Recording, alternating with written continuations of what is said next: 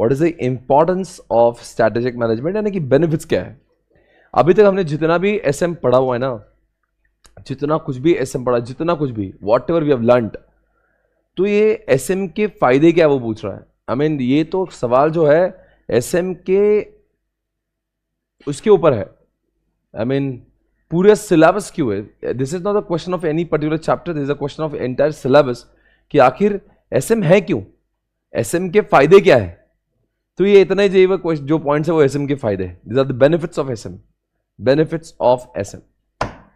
तो सबसे पहले एसएम के बहुत सारे हमने कॉन्सेप्ट्स पढ़े अलग अलग चैप्टर्स में। We have seen core competency, competitive advantage, BCG, हमने जी मैट्रिक्स को देखा, हमने stability, expansion, strategy, vision, mission, goals, objectives, values, न जाने कितने कॉन्सेप्ट हमने पढ़े हुए हैं।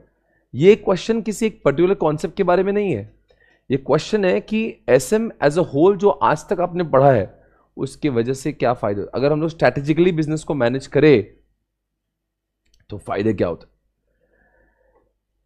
तो ये बहुत ही बेसिक क्वेश्चन है। मतलब क्या बोल रहे हैं भाई, यू आर नॉट ऑडिबल। भाई ऑडिबल है, एक बार देख लीजिएगा, mic check check, all okay. Nidhi, लो, लव आर्या, अच्छा लव आर्या सब ठीक है। निधि ये देख ले, उनका आवाज नहीं आ रही इसलिए वो कुछ रिप्लाई भी नहीं कर रहे। हाँ sir, all okay all okay all okay.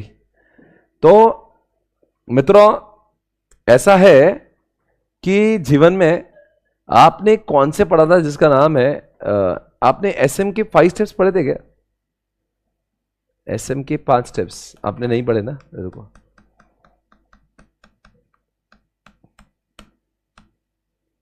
यहां पे है, बहुत सही, अच्छी बात है। देखो यहां पे एक कॉन्सेप्ट लिखा है स्ट्रैटेजिक मैनेजमेंट का प्रोसेस में, चैप्टर 5 पे हूं। यहां पे एसएम के 5 स्टेप्स लिखे हैं, और पता है जो चैप्टर 1 में जो लिखा है ना वो आपको तब समझ सकता है जब आप ये 5 स्टेप्स को पढ़ते हो। यानी चैप्टर 1 के क्वेश्चन है benefits of SM that you can understand only if you know about this particular part, जिसका पता नहीं ऐसे क्यों किया ऐसा। यानी कि इसका मेन जहां से टॉपिक खुलता है वो है चैप्टर 5, जहां से हम लोग समझते हैं एसएम के 5 स्टेप्स बताओ। There are 5 steps to understand SM. यानी एसएम अगर बोला what are the steps of strategic management, there are 5 steps of strategy, और ये 5 स्टेप्स जब समझ जाते हो ना तो इन्हीं स्टेप्स के फायदे उधर लिखे हुए। Are you getting me? तो यहां पे एसएम के 5 स्टेप्स आपको, वैसे अगर मैं देखता हूं यहां पे एक बार चेक करो स्क्रीन के ऊपर, स्ट्रैटेजिक इंप्लीमेंटेशन इवैल्यूएशन ऐसा चैप्टर का नाम है। इसमें प्रोसेस नंबर क्वेश्चन पहले, फिर उसके बाद में स्ट्रैटेजिक चेंज है, ऑर्गेनाइजेशन स्ट्रक्चर है, स्ट्रैटेजिक कंट्रोल है, लीडरशिप है एंड स्ट्रैटेजिक परफॉर्मेंस मेजर है। अच्छा चैप्टर है, इसमें से बहुत सारी चीजें इंपॉर्टेंट है, इंटरेस्टिंग भी है, मजा आएगा आपको सुन के। सबसे पहले शुरुआत करते हैं स्ट्रैटेजिक मैनेजमेंट प्रोसेस से, और इसमें 5 स्टेप्स है। और यही कहता है कि अगर आपको स्ट्रैटेजिक मैनेजमेंट प्रोसेस अगर पूछा तो देयर आर 5 स्टेप्स। नंबर 1 कहता है कि विजन बनाओ, नंबर 2 कहता है आपने एग्जिस्टिंग एनवायरनमेंट का एनालिसिस करना चाहिए, number 3 strategy, number 4 implementation, number 5। तो इसके लिए मैं एग्जाम्पल आपको देना चाहूंगा आपके सामने। आपने कभी उसका नाम सुना होगा, have you heard about the company called Sun Pharma? Sun Pharma, Ranbaxy, deal, PPT.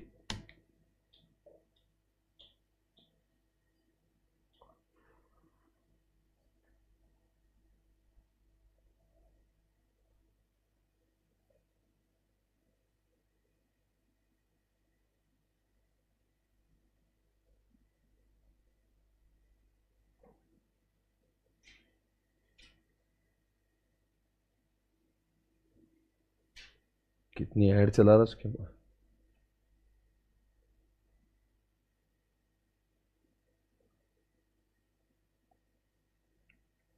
ये मुझे दिखाना है आपको।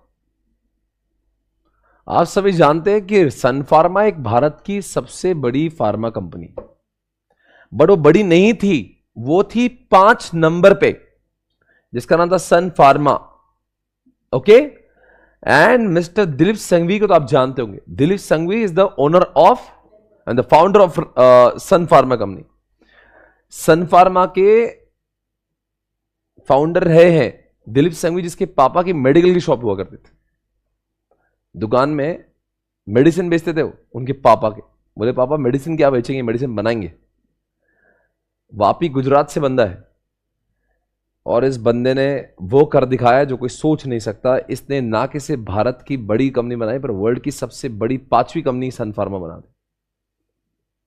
वेरी बिग कंपनी, भारत के सबसे बड़ी कंपनी. आप अगर दवाइयों की दुकान में जाओगे सबसे ज्यादा दवाइयां इनकी बिकती है, सन फार्मा. आपने इनमें से कई का नाम सुना, लुपिन सुना होगा, लुपिन, ये सब कुछ नाम सुना, डॉक्टर रेड्डी, ये सब नाम सुने. तो क्या हुआ, Sun Pharma wanted to become number 1 but Sun Pharma was on number 5. तो क्या चेक किया, मुझे जाना कहां है, मुझे जाना है, मेरा विजन है कि मैं इंडिया में नंबर 1 बनना चाहता हूं. यह है point 1, vision, where I want to be. मैं लगेज 5 से चालू करते हैं. मैं चैप्टर 1 पे नहीं हूं, मैं 5 पे हूं.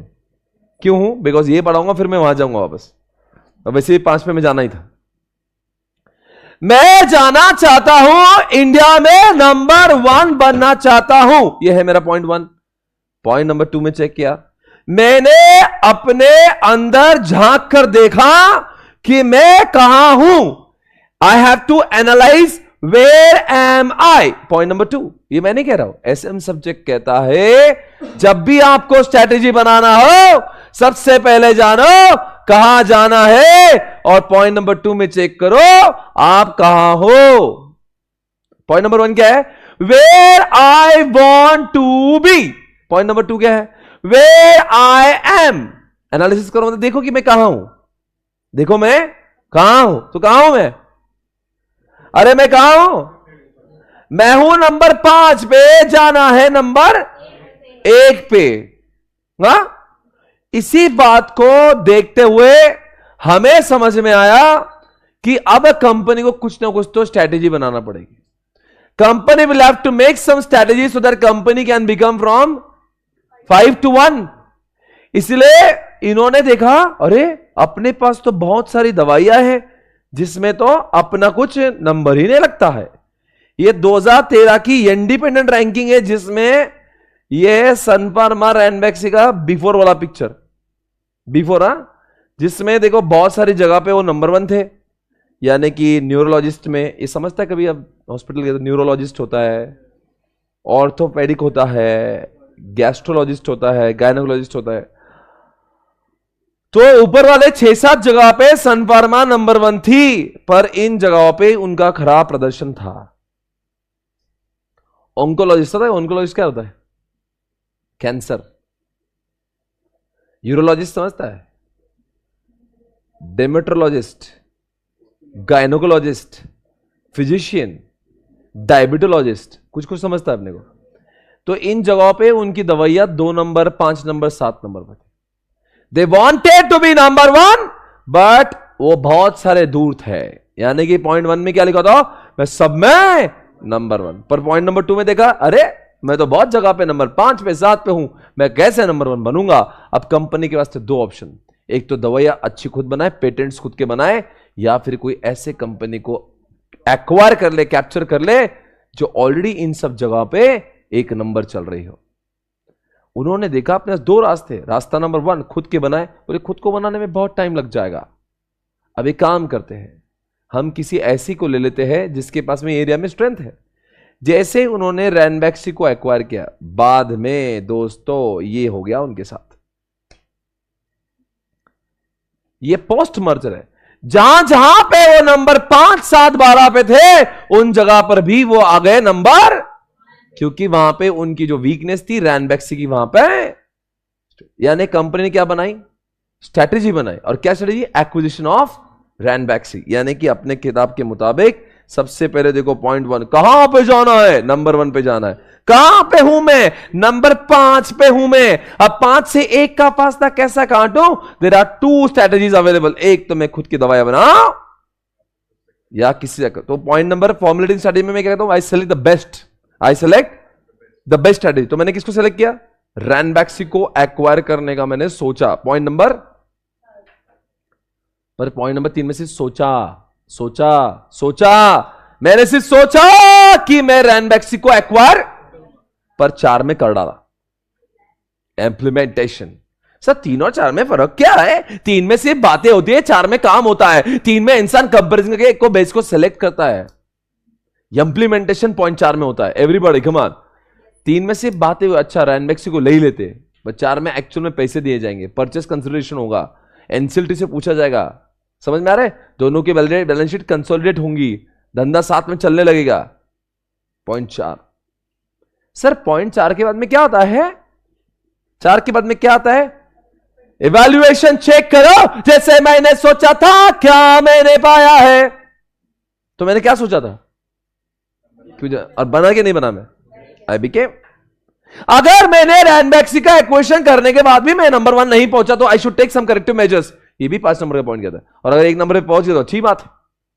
तो how many points are there, 5। Number 1, SM को समझने के 5 स्टेप्स। नंबर 1, मैं कहां जाना चाहता हूं, where I want to be, number 1 vision.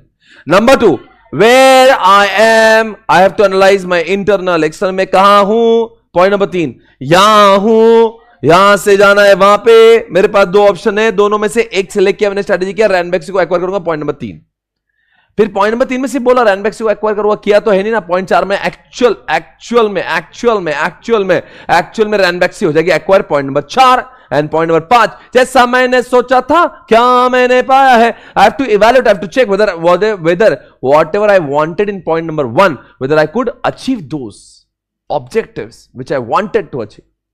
अरे बोल दो, बोलो भैया, how many points are there. Number 1 vision, number 2 analysis of environmental and organisational, point number 3 strategy, number 4 and number 5। दोस्तों आज तक इतने साल से मैं बिजनेस कर रहा हूं, ऐसा कभी नहीं हुआ कि मैंने कोई डिसीजन इस 5 स्टेप्स के बगैर लिए हो।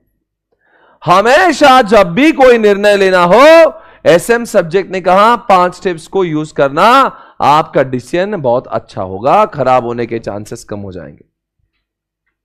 जैसा एसएम ने कहा, मित्रों आज तक इतने सालों में मैंने कभी इन पॉइंट्स को छोड़ा नहीं। ये कोई थ्योरी नहीं है, ये प्रैक्टिकल है। हमेशा निर्णय लेना हो तो सबसे पहले देखना कि मैं कहां जाना चाहता हूं, मैं कहां, और मैं जाने के रास्ते पॉइंट नंबर 3 में ढूंढता हूं। पॉइंट नंबर 3 में सोचा था, पॉइंट नंबर 4 में कर डाला, फिर मैंने कर दिया, एग्जीक्यूशन किया। एंड नंबर 5 में, अच्छा बताओ इवैल्यूएशन क्यों करना चाहिए।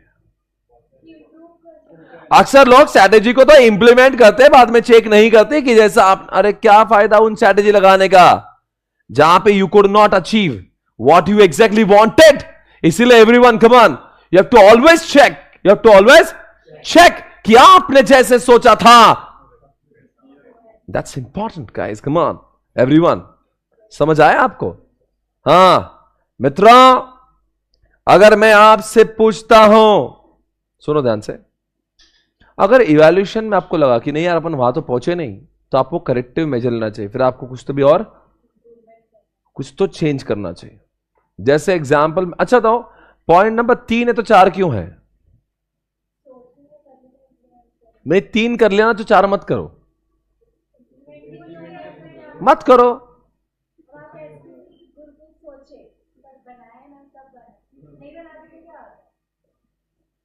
Oh really baby, सही कह रही है कन्या। पॉइंट नंबर 3 में मैंने सोचा कि मैं गुरुकुल को फॉर्म करना चाहता हूं, सिर्फ सोचा ब्रेन में, बस सोचा, और मैं सिर्फ सोचा, सिर्फ बस हो गया। यहां पे भारत में लोग सोचते ज्यादा है और करते कम है। भारत में ऐसे बहुत ही कम एंटरप्रेन्योर है जो सोचते भी और करके भी दिखाते हैं। मित्रों जीत उसी की होती है जहां पे इंसान सोचता भी है और करता भी। द लॉट ऑफ पीपल, ये अपने मेरे को दिमाग में आपने करना है एक दिन, अच्छा करना चाहता है, सोचते बहुत है, हम मानते हैं सोचना चाहिए, पर सिर्फ सोचने से कुछ नहीं होगा, परफॉर्मेंस देना पड़ेगा। पॉइंट नंबर 3 में आप सिर्फ अच्छा सोचते हो, you do lot of analysis in point number 3। Point number 4 में you don't do analysis, it is the performance. कहां पे ज्यादा लोग लगेंगे, 3 में या 4 में? 4 में, बिकॉज वहां पे आपको गुरुकुल अगर मुझे स्टार्ट करना है तो मुझे I need lot of things there. 3 में मैं सिर्फ अकेला चाहिए तभी इनफ है। 4 में अगर मुझे वो फॉर्मेशन करना है, 4 में मुझे उसको इंप्लीमेंट करना है, तो मेरे को फिर आज गुरुकुल में मेरे पास में कम से कम 40-45 एम्प्लॉइज काम करते हैं। क्योंकि सर इतने लोग क्यों लगते हैं वहां पे? 22 तो बाउंसर है, बाउंसर और सिक्योरिटी गार्ड्स, 14 आंटियां है जो रूम साफ करती हैं, 36 तो यही हो गए। हमारे मैनेजमेंट के 7-8 लोग हैं, तो हो गए 45 की टीम। पर निर्णय में अकेले में ले रहा था, शांति में, सवेरे 5 बजे के वक्त। ऐसे ही मुझे थॉट आया एक बार, एक काम करते कुछ खास करते हैं। और पता है 3 नंबर जब मैंने सोचा कि यार, और जब मैंने सोचा 4 नंबर में इंप्लीमेंट कर डाला। अगर पर सबसे ज्यादा वक्त लगना चाहिए 3 में, 4 में वक्त नहीं लगना चाहिए। आप सोचने में पूरा विचार करिए, पूरा अच्छे से, जब तक आप कन्विंस ना हो, अपने आप को कन्विंस जब तक ना हो तब तक वो कदम उठाने का नहीं। एक बार कन्विंस्ड हो गया ना, आपको लगता सीए करना है और सीए अच्छा ही कोर्स है, तो एडमिशन ले लो भाई, गेट रजिस्टर फॉर आईसीआई। पर जब तक आप कन्विंस ना हो, आप कन्विंस करने में 1 साल आराम से लीजिए, सीए करना है कि नहीं करना है, करना है, पर एक बार आप दिमाग में सीए करना है, अच्छा कोर्स है, फिर तो क्या है, ठोकना है, अच्छे से पढ़ना है, पास होना है। 3 में बुद्धि लगती है, एनालिसिस लगता है, इंटेलिजेंस लगता है, सोच लगती है। 4 में अनुभव नहीं, 4 में लगता है हार्डवर्क। इंप्लीमेंटेशन में करने में you don't require brain as such, you require lot of people with you, need leader. तो 4 में बहुत, ये 4 को भी एग्जामिनेशन में कई बार अलग से पूछा हुआ है, नंबर 4 का पॉइंट, कि इंप्लीमेंटेशन क्या होता है भाई। जब मैं गुरुकुल कर रहा था, ये सब पॉइंट मैंने करे हैं एक्चुअल में। I need people along with me, I need some leaders, I need to create culture, I need to create systems, technology, admission के लिए softwares, I need to create protocols for the students, क्या allowed है क्या नहीं allowed है, I need to create uniform, I have to build team building करना पड़ेगी। 3 में ना टीम बिल्डिंग लगती है, ना यूनिफॉर्म लगता है, ना सॉफ्टवेयर लगता है। 3 में से आप सोच रहे हो। 4 में जब एक्चुअल में गुरुकुल स्टार्ट किया, I wanted some people, I wanted leader, I had started giving training, I wanted software, I wanted furniture, I wanted land, I wanted funds, I wanted capital, I wanted पैसा from the bank, I wanted to go for legal requirements की, अगर loan ले रहा हो तो legal requirement, अगर rent पे ले रहा हो तो लीगल रिक्वायरमेंट, रूल्स, प्रोटोकॉल्स। 4 बहुत बड़ा काम है। 3 में इंसान का थॉट सिर्फ 1 मिनट का हो सकता है, और 1 मिनट के थॉट के लिए उसको सालों लग सकते हैं इंप्लीमेंट करने के लिए। बोले इंडिया में सबसे बड़ी टेलीकॉम कंपनी खोलना है मेरे को, मेरा नाम मुकेश अंबानी, 2010 में सिर्फ सपना आया, और सपना पूरा करने के लिए 7 साल लगे। सोचा 1 मिनट में ही हुआ, इंडिया की सबसे बड़ी टेलीकॉम कंपनी बनाएंगे। 2010 में सोचा मुकेश जी ने, और जियो आया 2017 में। It took 7 years to implement it. तो इम्प्लीमेंटेशन देखो ना, यहां पे लिखा है आपको क्या करना होता है, बजट, पैसा लाना, underline the word budget. Sir 3 में क्यों नहीं लगता भाई, सोचने के लिए पैसे नहीं लगते, बजट, स्टाफिंग यानी लोग, अंडरलाइन द वर्ड लोग, स्टाफ, पॉलिसीज, प्रोटोकॉल्स, जैसे गुरुकुल लाया मैंने तो पॉलिसीज बनाना पड़ेगी, प्रोसेस बनाना पड़ेगी। क्या लिखा है नेक्स्ट, बेस्ट नोन प्रैक्टिसेस लाना पड़ेगी। What is that best known practices? हर कोई काम करने के अलग अलग प्रैक्टिसेस फॉलो करना, कि भाई this is the way it has to be, ये चीज ऐसी अलाउड है, ये चीज अलाउड नहीं। वैसे क्या लिखा, ऑपरेटिंग सिस्टम यानी क्या, सॉफ्टवेयर लाना पड़ेंगे। सर सॉफ्टवेयर क्यों लगते गुरुकुल में? एडमिशन कैसे लूँ मैं? रजिस्टर पे। Motivating people, I have to motivate people who are working there, I have to create that culture. Culture क्या होता है? कल्चर मतलब कितने बजे लोग आएंगे जाएंगे, हाँ, क्या अलाउड है क्या नहीं अलाउड है, to create the culture. Last में ये सब काम करने मैंने गुरुकुल के लिए एक अध्यक्ष को चुना, leader I had to, I wanted, because मेरे लिए मैं तो रोज जा नहीं सकता वहां पे, मैं तो वीक में एक बार जा सकता हूं, but I wanted somebody who will take care of that property, तो लीडर जरूरी होगा। ये सब चीजें होती, ध्यान में रखना। समझ गया मैं क्या बोला? तो 4 और 5 पॉइंट एकदम क्लियर है आपको। एक बात बताओ मुझे, why do you want point number 3? What is the connection between 1, 2 and 3? 1 और 2 के फासलों को कम करने के वास्ते आप जो जो जो जो करते हो उसका नाम strategy. Strategy is to fulfil the gap between point number 1 and 2।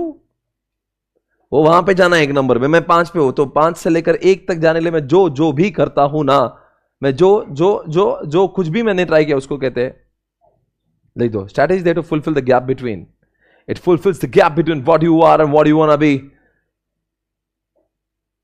It fulfills the gap between what you are and what you want to be.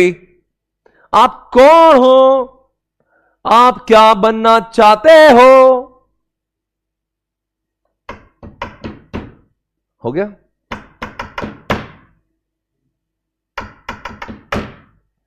दोस्तों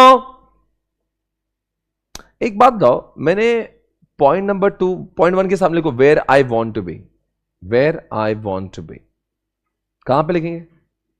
पॉइंट नंबर 1 लिखा है ना, विजन ऑब्जेक्टिव, मुझे जाना कहां है। और पॉइंट नंबर 2 क्या है? ऐसा क्यों लगा आपको? वहां पे एक्चुअली एनवायरमेंटल के सामने लिखो, आप लिखो ओटी, एनवायरमेंटल सामने लिखो ओटी, अपॉर्चुनिटी थ्रेट्स, और ऑर्गेनाइजेशनल एनालिसिस के सामने लिखो SW, strength and weakness.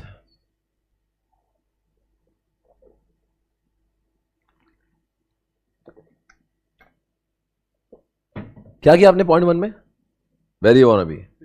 Point number 2 में क्या किया? एनवायरमेंट बोलते हैं कि आप बाहर का अपॉर्चुनिटी थ्रेट्स देखो, और एनालिसिस में कहते हैं कि आप अंदर का स्ट्रेंथ, यानी कि आप देखो आप कहां हो। तो actually it is nothing but you just understand कि आपको अंदर से कितना अच्छा बुरा है और बाहर से कितना अच्छा बुरा है। It is just your analysis of your existing system कि आपका क्या क्या अच्छा और क्या क्या बुरा है। हमने किया था ना उसका 5 चीजें बुरी है, एक 7 नंबर, वो सब पॉइंट नंबर 2 में आता है कि मैं 5 चीजों में स्ट्रेंथ है, 7 चीजों में मेरी वीकनेस है, लाइक दैट। ये सब आता है पॉइंट नंबर 2 में। देखो आप लिखा क्या? It to understand where we are, point 2 के साथ लिखा ना आपने। और बताओ पॉइंट नंबर 3 क्या है? इन्हें फासले को मिटाने वाला कौन होता है? 1 और 2 लिखा ना आपने, it will fulfil the gap. और 3 और 4 में क्या है? 4 में लिखो actual implementation of point 3, actual implementation of point 3, actual implementation of point 3। समझे? Hey guys, did you understand that? Huh? Okay. अब एक काम करो, ऊपर जाके उसकी केस स्टडी, आपको पता है क्या, हमने ऑलरेडी कल विजन पढ़ा था। तो आप जब पढ़ाई करोगे ना, तो इसके अंदर का पढ़ने नहीं 4 बुलेट, क्यों? वो ऑलरेडी हमने रेफर, वो चैप्टर 1 का लिखो वहां पे, विजन रेफर चैप्टर नंबर 1। तो ये 4 लाइंस पढ़ना ही मत। कहां से ये 4 लाइनें? हाँ बेस्ट है, वहां से उठा के डाल दो इधर।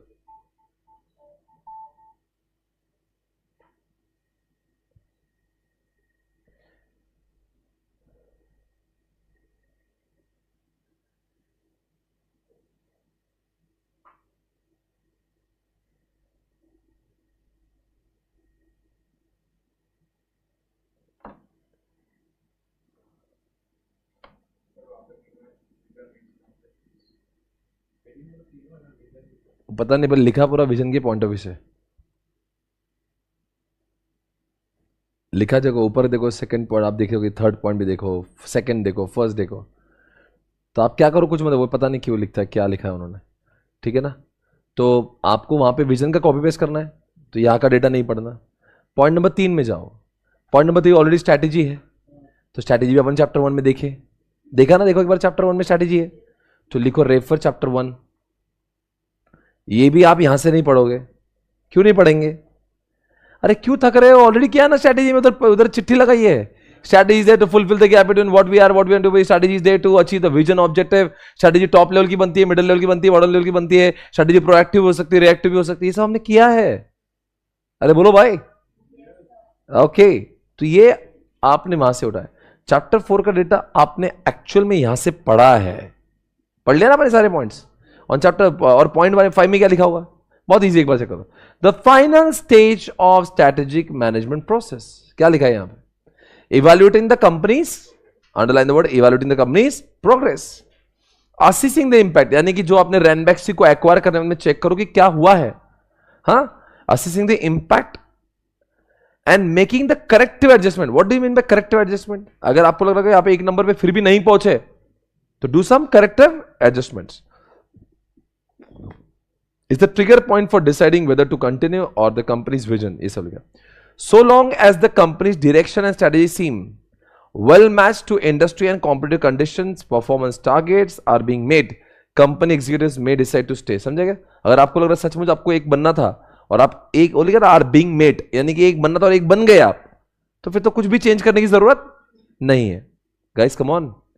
मतलब आपने 4 पॉइंट करने के अंदर 5वां पॉइंट क्यों करना चाहिए? अरे भैया आपको चेक तो करना पड़ेगा ना. आपको एक नंबर बनना था ना, बनना तो आपको एक नंबर था, तो आप बने के नहीं बने वो चेक करना पड़ेगा. नहीं बने तो you have to take some corrective actions. Okay, अब एक काम करो, ये जो सन फार्मा का एग्जाम्पल था उसके हिसाब से पॉइंट नंबर 1 पे क्या लिखेंगे? Company wanted to become number 1.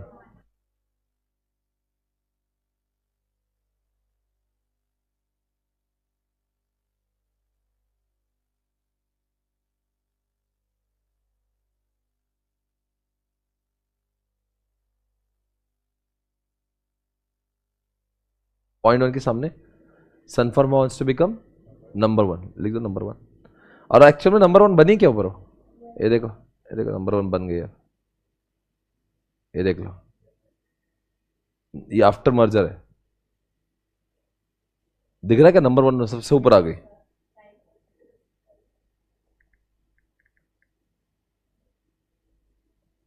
देखो, company wants to become number 1.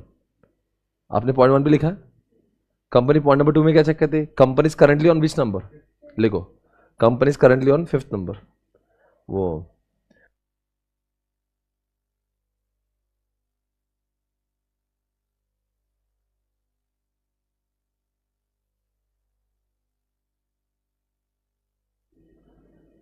तो आपने लिख दिया. पॉइंट नंबर 2 क्या लिखा? Currently it is on 5th number. Point number 3 क्या है? 3 क्या है? स्ट्रैटेजी बनाई ना. देखो क्या स्ट्रैटेजी बनाई ना, एक्विजिशन. लिखो, acquisition of Ranbaxy. Acquisition of Ranbaxy, ये उन्होंने स्ट्रैटेजी बनाई. ये फॉर्मुलेट कर दी यहां पे कि हम लोग 2 में से कंपेयर किया, एक का फॉर्मुलेशन कर दिया कि हम लोग को चुनाव कर लिया. क्या किया हमने? रैनबैक्सी एक्वायर करेंगे. लिखो, पॉइंट नंबर 4 क्या लिखोगे? Ranbaxy actually got acquired. Ranbaxy actually got acquired. Ranbaxy actually got acquired. ऐसा पॉइंट नंबर 4 में आपको लिखना है. ओके, और पॉइंट 5 में क्या लिखोगे? It became number 1. It became number 1.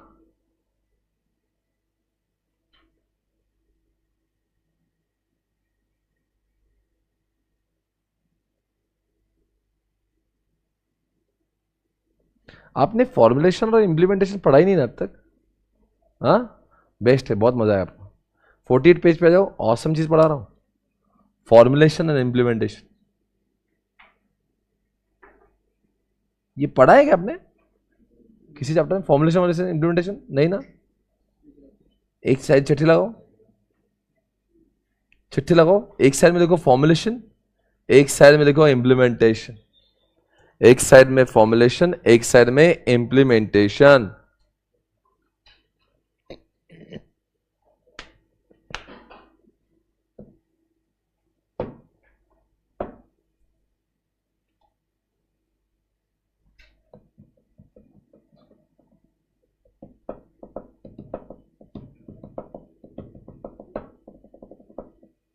लिखा आपने? अच्छा सुनो, अभी एक बहुत अच्छा कॉन्सेप्ट आ रहा है। फॉर्मुलेशन और इंप्लीमेंटेशन में मैंने आपको थोड़ी देर पहले कहा कि दोनों में से पहले हम लोग क्या करते हैं? फॉर्मुलेशन करते हैं, सोचते। अक्सर लोग फॉर्मुलेट करते हैं पर इंप्लीमेंट नहीं करते, या फिर इंप्लीमेंट करते बड़ा बेकार सा करते हैं। कई बार लोग फॉर्मुलेशन बेकार करते हैं, कई बार फॉर्मुलेशन अच्छा होता है पर सीए करने का इरादा अच्छा था, फॉर्मुलेशन सही था, पर ना वो बच्चा क्लास में कभी गया, ना उसने पढ़ाई ढंग से करी। कोर्स सही था पर बच्चा का इंप्लीमेंटेशन सही नहीं था। सफल वही होगा जिसका फॉर्मुलेशन भी अच्छा, इंप्लीमेंटेशन भी अच्छा। 2022 अप्रैल में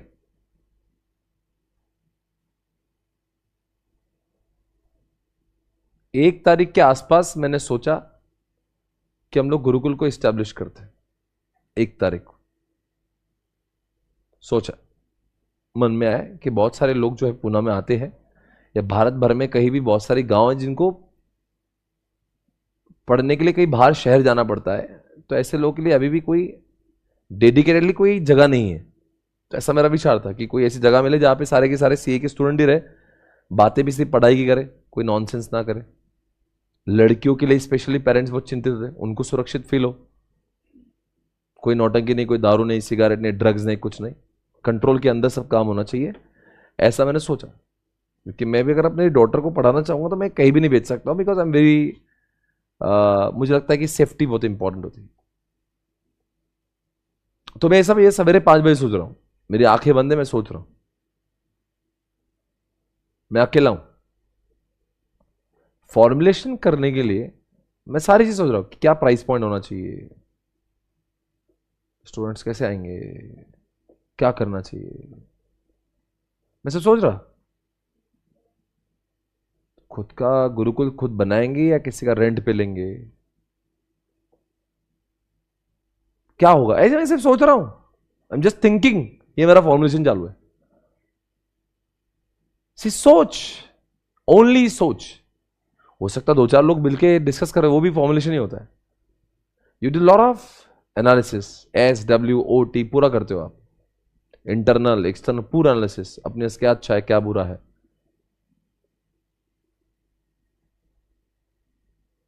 सोचा, इसको कहते हैं फॉर्मुलेशन। पर जब मैंने सोचा तो फिर सोचने के बाद में मैंने गुरुकुल की अनाउंसमेंट कर दी थी। हालांकि गुरुकुल मेरे पास था ही नहीं उस समय, मेरे पास एक थॉट था और मैंने अनाउंस कर दिया, वेस्ट लॉन्चिंग गुरुकुल का। अनाउंसमेंट हो गई, ऐसा होगा वैसा होगा, ये होगा वो होगा। मैंने सोच तो लिया था और करना तो था। तो जब मैं अनाउंसमेंट जिस दिन किया था, मेरे पास गुरुकुल था ही नहीं, तो बोल तो दिया सारी चीजें, तो करना तो पड़ा। उसके बाद में फिर मैंने फटाफट बहुत सारे एडमिशन्स होने लगे। फिर मैंने गुरुकुल को देखा, इमीडिएट बेसिस पे I found some building, there I started. फिर चालू हुआ। जब चालू हुआ तो बहुत लोग लगे, एक्चुअल में लोग आने लगे, एडमिशन होने लगे, रेक्टर का अपॉइंटमेंट हुआ, हेड का अपॉइंटमेंट हुआ, उसके इंफॉर्मेशन का अवेयरनेस चालू हुआ, स्टूडेंट्स यहां रहने आने लगे, पेरेंट्स छोड़कर जाने लगे, क्लासेस कंडक्ट होने लगी। ये सब इंप्लीमेंटेशन है। समझा मैं क्या बोला? स्टूडेंट्स आर टेकिंग एडमिशन, क्या है ये? इंप्लीमेंटेशन। गुरुकुल चालू हो गया, क्या है? वहां पे क्लासेस चालू हुई, क्या है ये? इंप्लीमेंटेशन में you need lot of people. Implementation में दिमाग नहीं चाहिए बच्चों, इंप्लीमेंटेशन में केवल हार्डवर्क चाहिए। दिमाग की बात तो फॉर्मुलेशन में होती है। सारा दिमाग यूज कहां होता है? कहां पे ज्यादा लोग लगते हैं, कहां पे कम लगते होंगे, कौन पहले कौन बाद में? Where you require lot of intelligence. एक बात बोलूंगा, आप सब गलत बोलोगे, you need a leader. You don't require leader for formulation. Formulation leadership, formulation में अगर मैं अकेले ही बैठा हूं तो मैं क्या खुद से लीडरशिप करूंगा. लीडरशिप की जरूरत तब पड़ती है जब मुझे काम अपना किसी और से निकलवाना पड़ता है. आपके ऑपरेशनल स्किल अच्छे कहां लगते हैं? इंप्लीमेंटेशन. लीडर अच्छा लीडर कहां लगता है? पर इंटेलेक्चुअल स्किल कहां लगती है? फॉर्मुलेशन. समझ आ रहे करो. फॉर्मुलेशन और इंप्लीमेंटेशन में कहां पे मुझे बताओ वो होता है. Which one should be effective, which one should be efficient. Efficient का मतलब होता है कम समय में ज्यादा काम. Implementation should be efficient, formulation should be effective. Formulation अच्छा होना चाहिए, जल्दी नहीं होना चाहिए. 6 महीने नहीं 12 महीने लो, बस सोच अच्छी होना. इंप्लीमेंटेशन एक बार आपने सोच लिया ना तो कर डालो. It should be fast. It should not be like a government project. चल ही रहा चले. पिछले पूना में पिछले 6 साल से मेट्रो चल रही है. Pathetic implementation. मेट्रो का फॉर्मुलेशन सही था कि किस ट्रैक से मेट्रो जाएगी, कहां से अंदर से जाएगी, कहां से ऊपर से जाएगी, कौन से लोग बनाएंगे. अब पता है पूना की मेट्रो जब बन रही थी तो ट्रैक भी तो डिसाइड करना पड़ेगा ना, कौन से ट्रैक से गुजरना चाहिए, कहां से नीचे से, कहां से ऊपर से, कौन सी कंपनी को कॉन्ट्रैक्ट. ये सब फॉर्मुलेशन बहुत सही किया था. इंप्लीमेंटेशन उतना ही घटिया किया. 2017 से रेलवे बन रही है, 7 साल हो गए हैं, अभी तक मेट्रो दिख रही नहीं. कुछ जगह पे चालू हुई, आधी जगह पे चालू नहीं हुई. जब कोई चीज गवर्नमेंट डिपार्टमेंट वर्स्ट होता है इंप्लीमेंटेशन. बड़े बड़े इलेक्शन आते हैं, ये कर देंगे भाई और बहनों, भारत को बोल बोल के पेल देंगे सबको. फॉर्मुलेशन बहुत करेंगे, इंप्लीमेंटेशन उतना ही स्लो हो जाता है. पर आजकल गडकरी जाए वो बड़ा फास्ट हाईवे बनाते हैं. पर कुछ जगह पे पता नहीं गवर्नमेंट का जब प्रोजेक्ट आता है तो लगता है गांव में बिजली का प्रोजेक्ट है या कोई डैम बन रहा हो. 25 सालों से डैम बन रहा है, समझता ही नहीं हो क्या रहा जीवन. भारत में जो प्राइवेट सेक्टर होता है वो बहुत फास्ट टू इंप्लीमेंट होता है, बिकॉज वहां पे उसका पैसा अटका होता है. गवर्नमेंट उतना ही स्लो होता है. कोई जल्दबाजी थोड़ी ना बे, आराम से कर रहे हैं. फॉर्मुलेशन और इंप्लीमेंटेशन, फॉर्मुलेशन अगर अच्छा है तो इंप्लीमेंटेशन तेजी से होना चाहिए. कभी कभी लोग फॉर्मुलेशन ही बेकार कर देते हैं. जैसे पूना में कॉन्सेप्ट है, इसका नाम है बीआरटी. रास्तों पे बीआरटी तो ना बस के लिए अलग से लेन होती. पूना में अलग सा सिस्टम है इनका. उन्होंने क्या बनाया, एक तो पूना के रास्ते पहले छोटे, उसमें उन्होंने क्या बोला, ये आधा रास्ते से ज्यादा नहीं बस को दो, और बाजू में जो इतना बचेगा ना उस पर तुम घोड़े गाड़ियां सब दौड़ो. मतलब 100% रोड है तो 70% रोड बस को दी, और 30% पे ऑटो भी चलेंगी, ओला भी चलेगी, उबर भी चलेगी, बाइक भी चलेगी, तुम्हारी टैक्सी भी चलेगी, सब चलेगा. कभी कभी फॉर्मुलेशन ही बेकार हो जाता है. अरे ऐसी चीजें बनाई क्यों? वो जब से चलाई ना तब से पूना का वाहियात हो गया पूरा ट्रैफिक में. अरे क्यों, जरूरत ही नहीं है. उन्होंने बोला यूरोप में चलता है. अरे यूरोप में लोग कितने, ये जितने नवीपेट में लोग हैं, जो शुक्रवार में, उतना पूरा लंदन में लोग हैं. वहां के लोग कितने, अपने लोग कितने. बोले वहां पे बहुत मजा आ रहा. अरे यहां पे ये पॉपुलेशन देख रहे हो कितनी है और कितने तेजी से बढ़ रही है. ये पूरा महाराष्ट्र इज इक्वल टू पूरा लंदन है, ये पूरा यूके. तो आप ट्राई टू अंडरस्टैंड भाई. वहां पे देखो फॉर्मुलेशन अच्छा होना चाहिए. उन्होंने फॉर्मुलेशन किया घटिया. अब चाहे वो इंप्लीमेंटेशन कितना भी फास्ट करो, वो चीज ही गलत है. तो चाहे आप कितनी भी अच्छी करो, कॉन्सेप्ट ही बेकार है. समझा मैं क्या बोल रहा हूं? कोई चीज का थॉट ही बेकार है. जैसे एग्जांपल मैं थॉट कर रहा हूं अभी पेट्रोल बाइक बनाने का. पेट्रोल बाइक्स अभी मैं नया प्लान डाल रहा हूं और 6 महीने में आ जाएगा. अरे अभी थॉट ही बेकार है. कौन से लोग पेट्रोल ले रहे भाई? जो लोग ले रहे वो भी ईवी के पास जा रहे हैं. थॉट ही बेकार है. मानना पड़ेगा ओला के ओनर को. सोचा, बना डाला गाड़ी मार्केट में. भैया समझा ही नहीं किसने कब गेम बजा डाला उसने. भैया ओला इलेक्ट्रिक आज $1 बिलियन कंपनी हो गई. क्या नाम उसका? भाविश. साला होंडा को नहीं समझा, हीरो को नहीं समझा, बजाज को नहीं समझा. इसकी दूरदृष्टि देख रहा था. एक दिन फाइन डेज को लगा रहे हैं, इलेक्ट्रिक का व्हीकल आ रहा है, बोले आ रहा है, बोले आएगा, बेस्ट है। सॉफ्ट बैंक बोले पैसे ले, बोले पैसे, कंपनी, इनका थॉट भी नहीं था वो ओला की बाइक रास्ते पे थी। ये देखो ओला बाइक्स, अच्छा फैक्ट्री बनाया भैया इसने।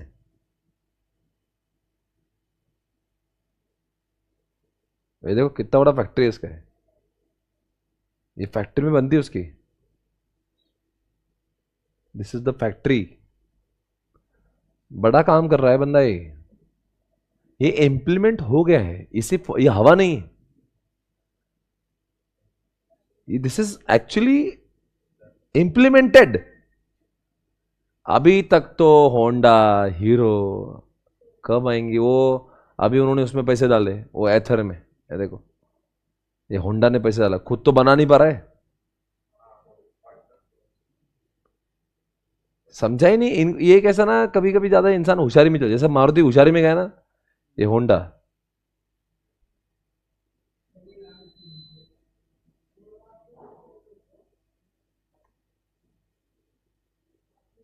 क्या लिखा देखो, बोले मैं नहीं बना सकता, ये काम करता, जो बनी उसको ले लेता हूं, ये रैनबैक्सी जैसा काम है। उसको समझा ना, ये एथर जैसा ब्रांड ऑलरेडी बना हुआ, भाई अपन तो बना नहीं पा रहे, एक काम कर, तो एथर के अंदर कम से कम सब्सिडी तो बना दे इसको, अभी 40% तक धीरे धीरे सब्सिडी बन जाएगा उसका। होंडा का इन्वेस्टमेंट है, क्या करे, इनको समझा नहीं रहे ये लोग, फॉर्मुलेशन ही नहीं किया तो इम्प्लीमेंटेशन तो लेट की बात है, सोच ही नहीं आया। जब ईवी चलने लगा बहुत एथर का और ओला का, तब इनको लगा अरे यार अपन तो ये अपना तो ये फोमो हो गया, फोमो।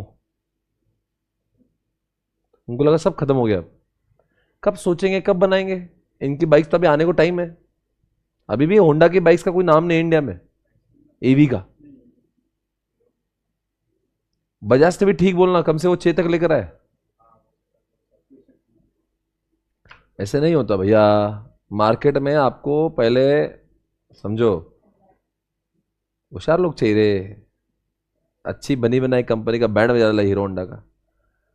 क्या क्या जगह का ओला का कोई औकात है बाइक बनाने का, वो क्या है, वो कौन है, वो टैक्सी में वो भाड़े पे चला था, वो आके तुम्हारी बजा के चले गया खड़े खड़े, तुम्हारा मार्केट शेयर लूट के चला गया, तुमको समझ रहा नहीं, नंगा कर दिया इनको समझ रहा ही नहीं, इनका साथ में गेम हो गया।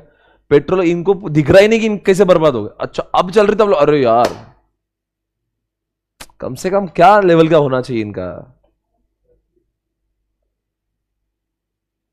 ओला फैक्ट्री,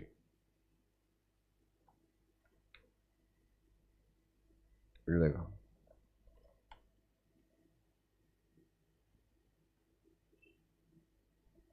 मेरे इसमें तो ऐड नहीं आती रही, ऐड कहां से आके मेरे इसमें, यूट्यूब प्रीमियम लिया अपन ने। साइन इन करना बाकी है। चहा प्यायला ब्रूक बॉन्ड रेड लेबल, स्वाद आपुलकीचा।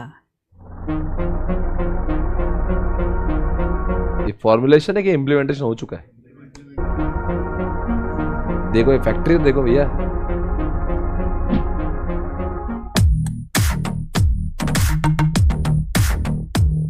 इसे प्रैक्टिस बड़ा कुछ नहीं है। कितनी खुश हो रही थी, आए हैं।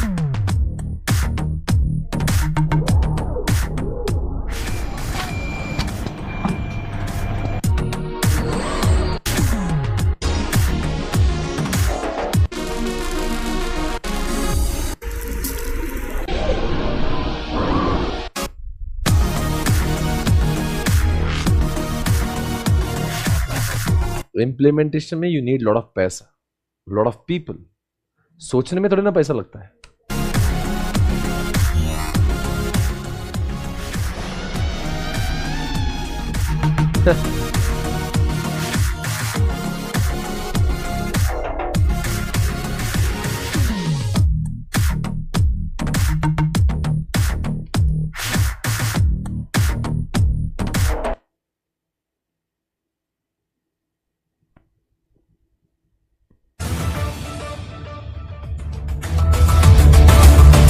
electric scooter space, the growth trajectory for Ola of the last couple of years. Bhavesh, it's your first time, at least I'm interacting with you on this forum.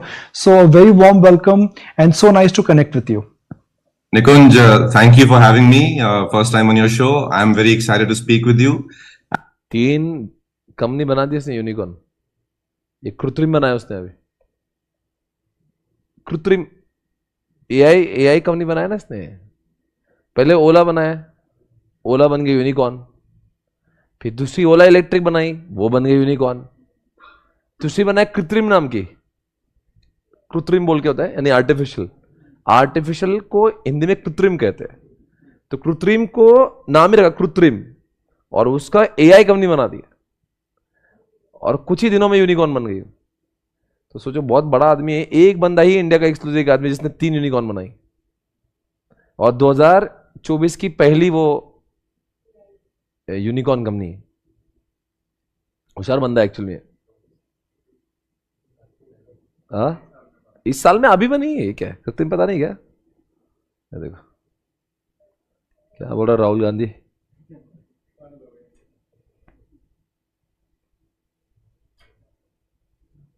ये देखो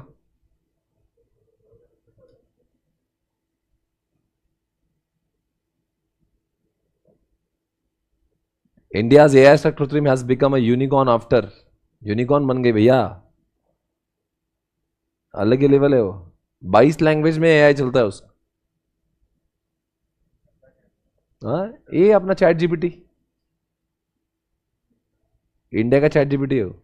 And like you said in your introduction, a lot is happening. So this is the EV moment of India. So let's understand what is that lot which is happening for good and what is that lot where things are changing for worse. We're all moving forward, Nikunj. So let me set a bit of an overall context.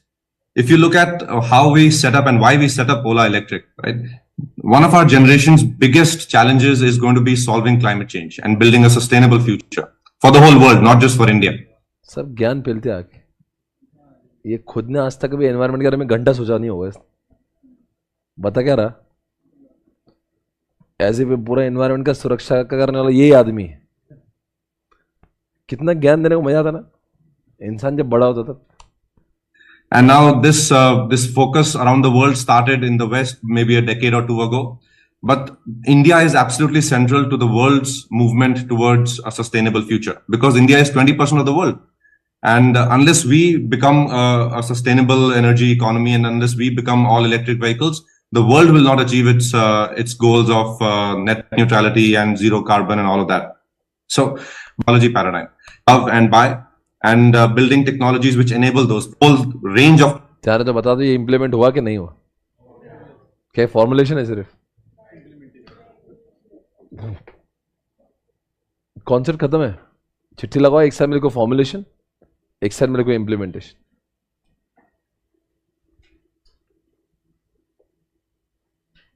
Formulation then implementation. लिखा आपने? हाँ लिखो. क्या लिखेंगे? Before action. नहीं ऐसा लिखो. Planning for action ना. Planning for action and doing. हाँ प्लानिंग फॉर एक्शन की तरह क्या प्लान कर रहे हो आपसे. प्लान फॉर्मुलेशन आपसे सोच रहे हो. प्लानिंग फॉर एक्शन कहां पे आएगा? Planning for action. हाँ फॉर्मुलेशन. Doing action.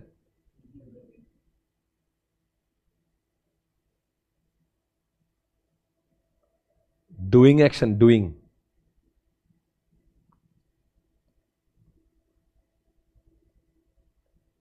कहां पे आएगा? Doing action.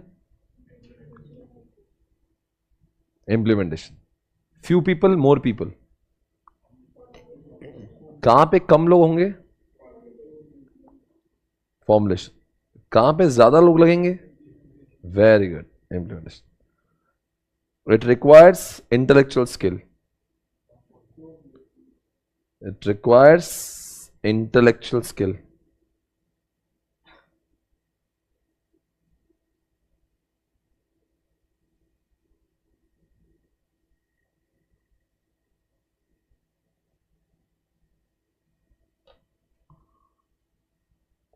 It requires operational and leadership skills. कहां पे आएगा ऑपरेशनल लीडरशिप? इम्प्लीमेंटेशन में.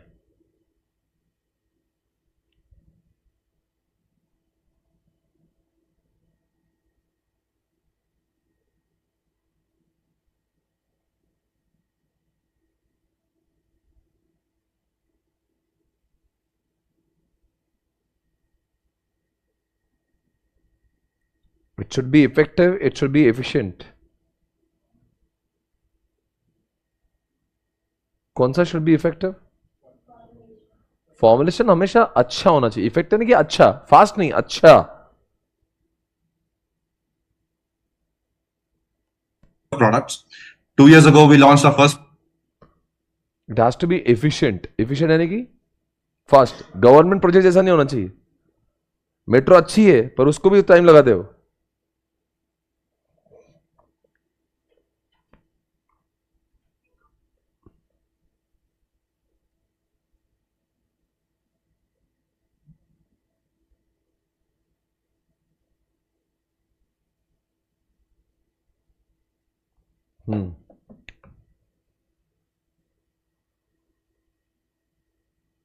ये सब डिस्टेंस हो गया ना. It require lot of analysis. देखो फॉर्मुलेशन में आप बहुत सोचते हो. Requires lot of analysis.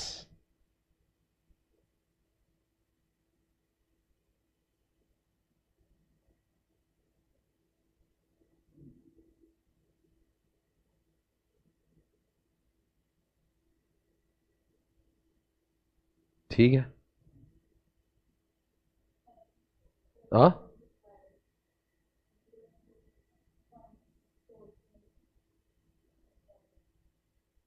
Formulation implementation समझ गया. एक अपने कॉन्सेप्ट है जिसका नाम है, उसने उसका बोला है, उसका मतलब है एक है बैकवर्ड और एक है फॉरवर्ड. क्या बोला मैंने? Forward linkage, backward linkage. Okay, ये ध्यान से सुनना मैं जो कह रहा हूं. आपने सुनो जो मैं कह रहा हूं. अगर आप फॉर्मुलेशन कर रहे हो यानी कि सोच रहे हो, उस केस में आपको यह सोचना भी नहीं है, आप विचार भी नहीं कर सकते हो कि इंप्लीमेंट कैसे होगा. क्या इंप्लीमेंट के लिए उतने रिसोर्सेज, पैसा, कैपिटल आपके पास में है भी या नहीं भी. आप सिर्फ सोच लेते हो और बोल देते हो. इसका मतलब आप फॉरवर्ड हो. क्या हो?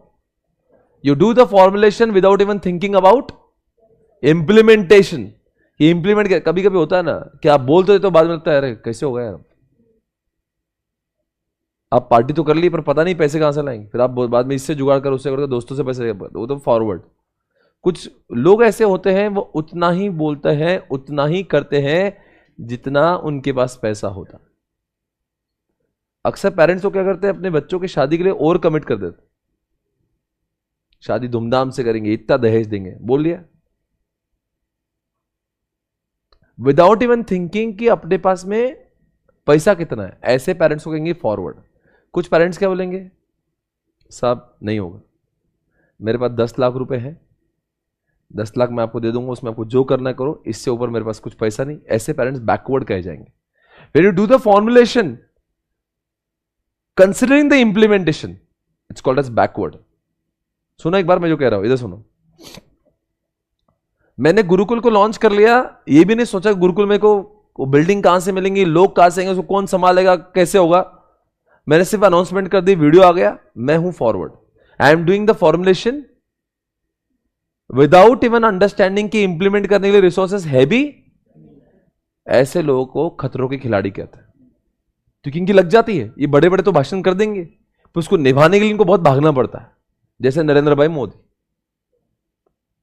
सबसे बड़े फॉरवर्ड लिंकेज वाले इंसान है. कैसे फॉरवर्ड? बड़े बड़े भाषण कर देंगे. 2014 में पहली बार मोदी जी ने इलेक्शन को जीता. पीछे जेटली जी भी थे बैठे हुए स्टेज पे. मोदी जी ने चालू किया भाषण. भाई और बहना, भाषण तो चालू हो गया, सब लोग इंटरेस्ट सुन रहे. पहली बार मोदी जी कह रहे हैं, मैं आपको आज ये वचन देता हूं, सब सुन रहे, कि मैं भारत को 2020 तक सुपर इकोनॉमी बना दूंगा. मैं भारत को सुपर पावर. पीछे जेटली जी आवाज रहे, साहब 2 मिनट रुको, कुछ गड़बड़ हुई, आप कुछ गलत बोल रहे हो, इतना पैसा नहीं हमारे पास, चुप बैठो तुम जरा, मुझे पता मैं कौन है, ये मोदी की गारंटी है. वो बोल रहा, साहब सच में कुछ नहीं हमारे पास, मैं भारत में हर घर में बिजली, हर घर में पानी और गली गली जाने के लिए अच्छे रास्ते पर. जेटली जी बोले, मैं जा रहा हूं, सुनो आप मत बोलो अपने पास सच में कुछ नहीं है, हम लोग कंगाल है, कांग्रेस वाले पूरे खा के गए हुए हैं, अपने पास कुछ भी नहीं है। मोदी जी ने बाद में अकेले में जेटली जी को पूछा, क्या बोल रहे थे? बोले इसके बाद की भाषण की स्क्रिप्ट मैं लिखूंगा। वही बोलना जो मैं कह रहा हूं, मैं फाइनेंस मिनिस्टर हूं यहां पे। क्या बोले जा रहे, ये कर दूंगा वो कहां से करोगे, है कुछ अपने पास? बोले मेरा नाम क्या है, मैं खतरों का खिलाड़ी हूं, एक फॉरेन ट्रिप मारूंगा, 2-4 कंट्री को विजिट करूंगा, फंडिंग लेके आऊंगा। क्यों डर रहे हो आप? मैं इंडिया का ब्रांड एम्बेसडर है। मोदी जैसे लोग जो है ना, वो क्या करते हैं, काम करते हैं, पहले बोलते सब कुछ है और फिर उसको निभाने के लिए जब देखते पैसा नहीं है तो उनको जुगाड़ करना भी आता है। They know how to change the resources. वो अलग बात है उनमें। पर ऐसे लोगों की हमेशा लग जाती है, खतरों के खिलाड़ी हो जाते हैं, बिकॉज बोल के तो रख दिया, इंप्लीमेंटेशन में उतने रिसोर्सेस है नहीं। वही हमारे मनमोहन साहब थे, बोलते ही नहीं थे। हाँ, उतना ही बोला जितना था, कभी कुछ ज्यादा बोला ही नहीं। उतने ही पैर फैलाए जितनी चादर थी। कुछ शब्द बोल देते थे तब लगता था एहसान हो गए। ये बैकवर्ड लोग हैं। कैसे backward? You doing the formulation considering the implementation resources. ऐसे लोगों को टेंशन नहीं आएगा, इनका बीपी हाई नहीं होगा, कोई चेंज नहीं, बिकॉज उन्होंने बोला ही उतना है। बोले मैं भारत में कोई बिजली नहीं दूंगा, कोई रास्ते नहीं मिलेंगे, मुझे ज्यादा उम्मीद, क्योंकि नहीं है अपने पास। तो वो तो सही था ना, बिकॉज वो खुद ही इकोनॉमिस्ट थे, उनको पता था कुछ नहीं है।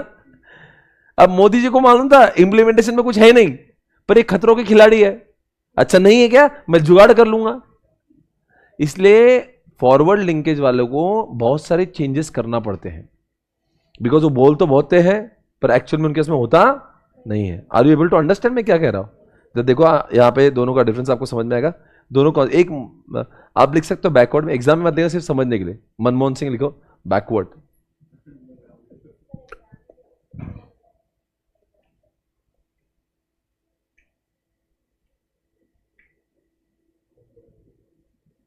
और इधर लिखो मोदी जी। एग्जाम ओरिएंटेड नहीं है, ये तो पॉलिटिकल स्टंट है। मैं कुछ बोलना चाहता हूं। फॉरवर्ड और बैकवर्ड में दूसरा एग्जाम सुनो जरा। लिखो जो मैं लाइन कर रहा हूं, बताओ। Do the formulation considering the implementation. किसको लेंगे? You do the formulation considering the implementation. आप फॉर्मुलेशन करने से पहले पूरा सोच रहे हो कि ये इंप्लीमेंटेशन में हमारे पास कितने रिसोर्स, उसके मुताबिक ही कर रहे हो, ज्यादा बोलते नहीं आप। तो बैकवर्ड में लिखो you do the formulation considering what.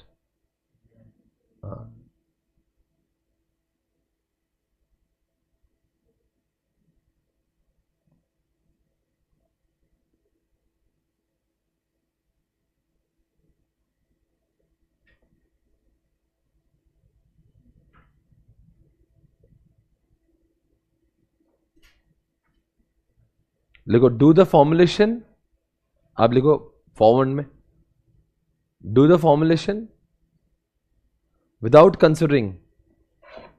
किसको without considering? Without considering what? Implementation. Without considering implementation.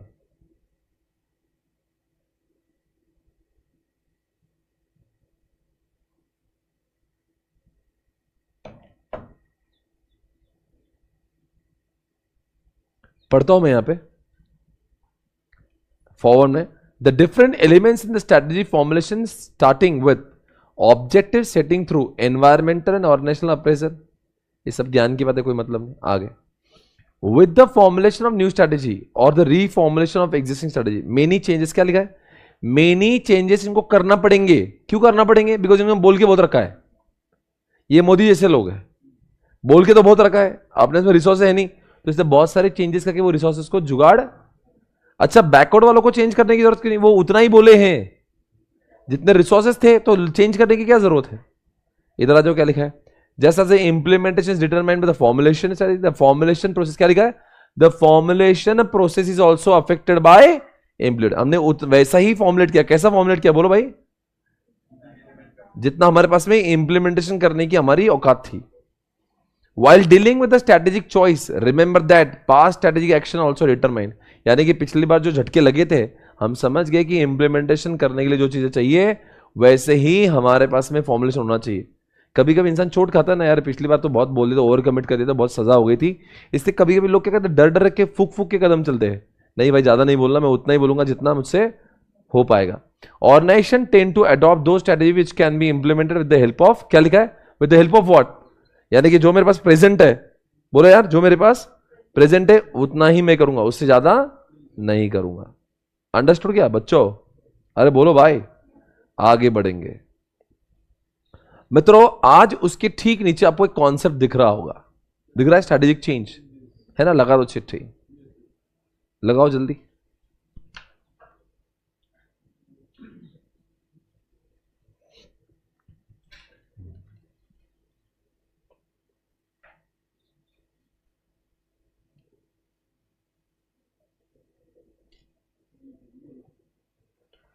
लगा दो चिट्ठी वहां पे।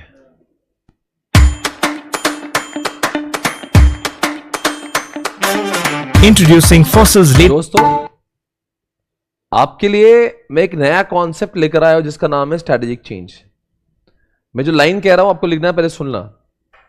If you do not change yourself as per the changing requirement, you will become what, you will become outdated. समझ रहे हैं मैं क्या बोल रहा हूं? जैसी दुनिया बदली वैसा अगर आपने अपने आप को नहीं बदला, यू विल बिकम आउटडेटेड। अगर आपको नोकिया नहीं बनना है, अगर आपको कोडैक कैमरा नहीं बनना है, अगर आपको बीएसएनएल और एचएमटी वॉचेस नहीं बनना है, तो आपने अपने आप को चेंज करना है जैसी दुनिया बदली। If you remain stubborn, if you do not change, जैसी दुनिया बदले आपने अपने को बदला, नहीं बदला लोग आपको बदल देंगे। सही है क्या नहीं?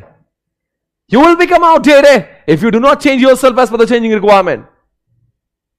मारुति ने अपने आप को नहीं बदल दिया, लोगों ने मारुति को बोला ठीक है बाय बाय, हम टाटा से ले लेंगे। समझ आ रहा है? चैट जीपीटी आया, मजबूरन गूगल को भी अपने आप को बार्ड को लॉन्च करना पड़ा। ओला ने इलेक्ट्रॉनिक व्हीकल लाई, मजबूरी से होंडा को लाना पड़ रही है। जैसी दुनिया बदली, अदरवाइज यू विल बिकम। कई लोग लॉकडाउन के बाद ऐसे टीचर बाद में आए नहीं जो लॉकडाउन के पहले बहुत फेमस हुआ करते थे। क्यों? सारी दुनिया ऑनलाइन पे और वो फिर भी ऑफलाइन ही पढ़ाते। दे बिकेम आउटडेटेड, बहुत ऊपर गए। मित्रों हमने हमेशा धंधे में अलर्ट रहना चाहिए, देखना चाहिए कि दुनिया में आपके सामने आज मैं एक एग्जाम्पल देता, ये देख लीजिए, कोडैक वर्सेस फुजी फिल्म। एक जमाने में ये क्या आ गया भाई? राधे राधे, हरिओम, हरे कृष्णा।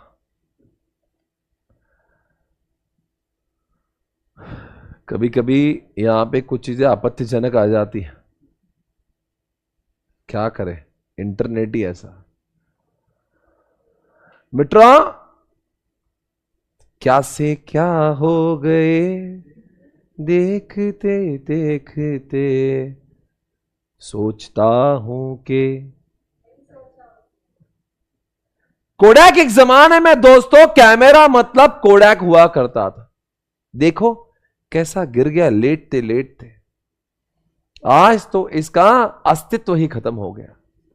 फुजी फिल्म को समझ गया था, ये अपना ये की चल रहा था, उसका था रोल डालो और रोल डाल के फोटो निकालो। That was the concept. लोगों को रोल के पैसे एक्सपेंसिव लग रहे थे। फुजी फिल्म ने बोला एक बार ये अपना कैमरा लो, डिजिटल कैमरा, उसमें कितने भी क्लिक करवा फोकट में। कोडैक में ऐसा था, आपने क्लिक किया,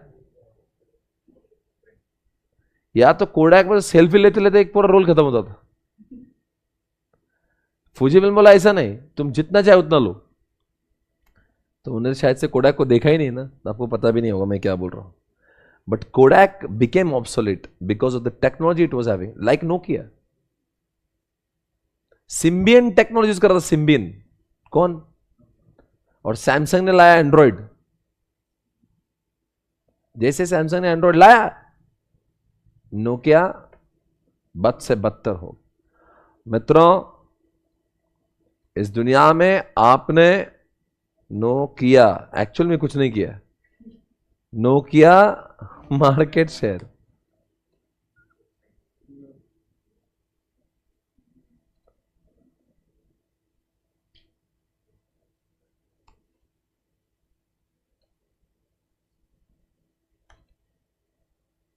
ये देख लीजिए, कैसे बयां करूं मैं इस दर्द को।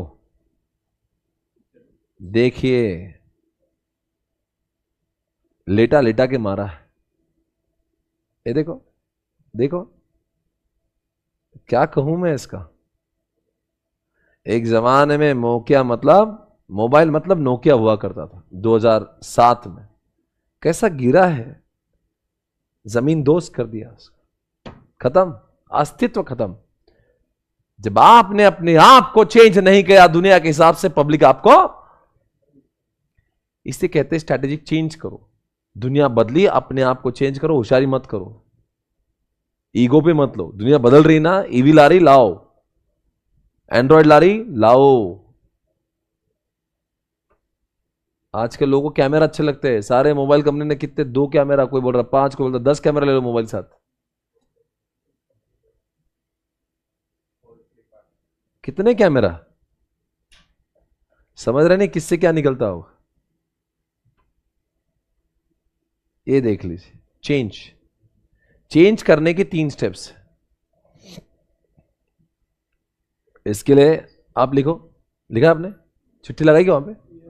लिखो, if organisation does not change itself as per the changing requirement, if organization does not change itself as per the changing requirement, it becomes what?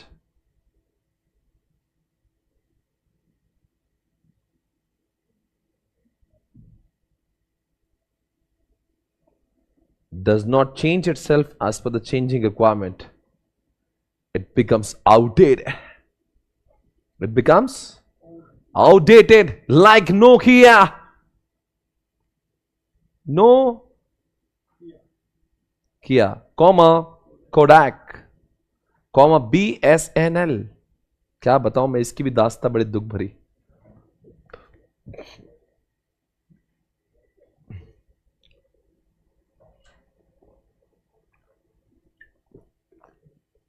That is why strategic change, that is why, क्या बोलो, strategic change is important.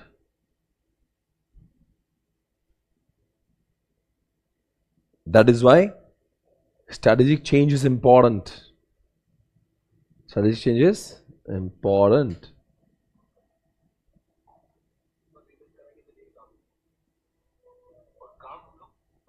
दोस्तों, change करने के 3 steps होते हैं।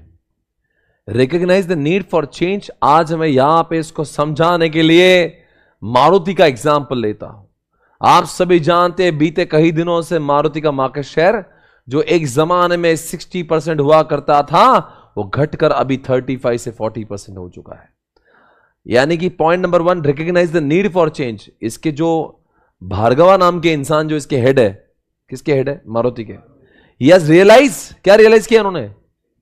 कि अपना खराब समय, अपना जो मार्केट शेयर जो 60% था, अरे बोलो भाई, अरे बोलो, वापस घटकर recognize the need for change, recognize the need for, लिखो RC भार्गवा, RC भार्गवा से कौन है? ये दादाजी हैं ये एक।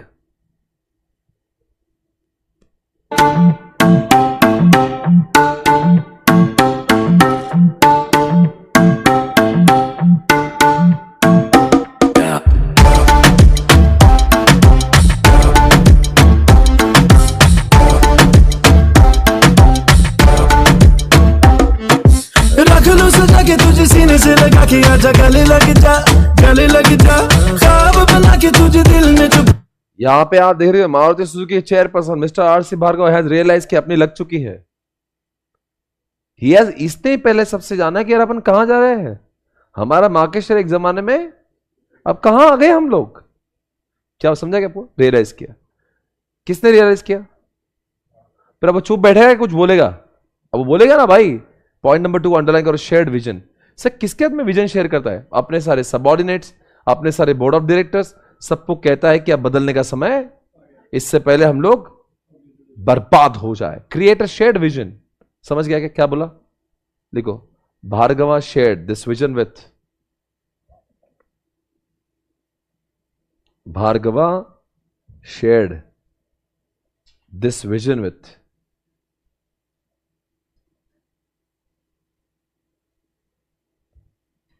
Bhargava shared this vision with किसके हाथ में? अदर मैनेजर्स,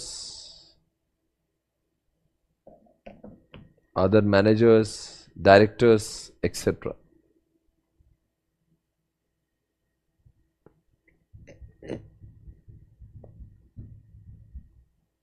एक बताओ, अगर भार्गवा अगर ओनर ही है तो खुद अकेले क्यों नहीं बदल रहा है? सबको क्यों ज्ञान दे रहा है? वो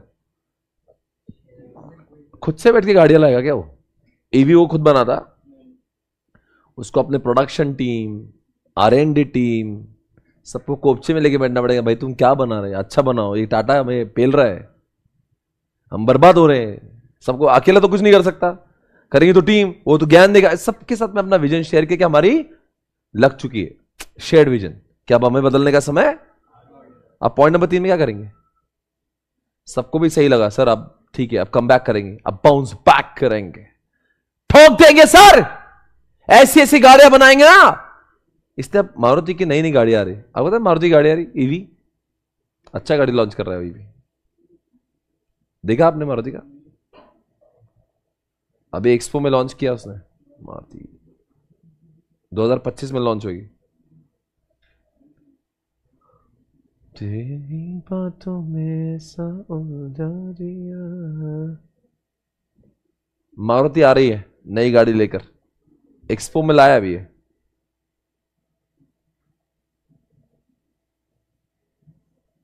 मजा आएगा मारुति गाड़ी रास्ते पे आएगी तो। आ जाएगी 2025 में, अगले साल बाजार में उतरेगी गाड़ी है, अच्छे लुक से उसके। तो जब उसको 2022-23 में दर्द हुआ ना, उसने जब शेयर किया तो सब लोग ठीक है सर हम भी बनाएंगे ईवी। अब आएगी 25। पॉइंट नंबर 3 क्या है? मतलब क्या करेंगे? देखो, इंप्लीमेंटेशन ऑफ ईवी कार,